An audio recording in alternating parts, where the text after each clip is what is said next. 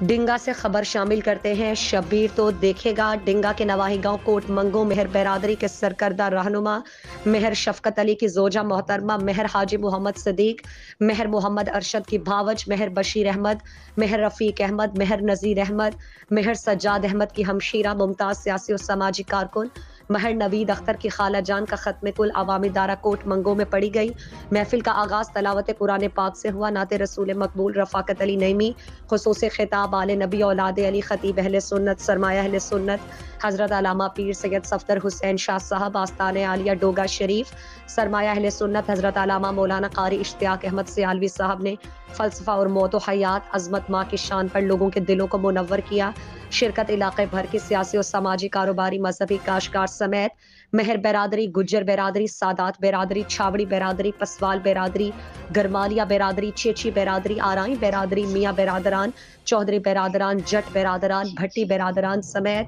ہزاروں کی تعداد میں شخصیات کی شرکت۔ آخر میں شریک غم فیملی ممبران مہر شفقت علی، مہر حاجی محمد صدیق، مہر محمد ارشد، مہر بشیر احمد، مہر رفیق احمد، مہر نذیر احمد، مہر سجاد احمد، مہر نوید احمد اختر نے کوٹ منگو مہر برادری کی نمائندگی کرتے ہوئے تمام آنے والے معززین علاقہ کا تہہ دل سے شکریہ ادا کیا جو ہمارے اس غم کی گھڑی میں برابر کے شریک ہوئے۔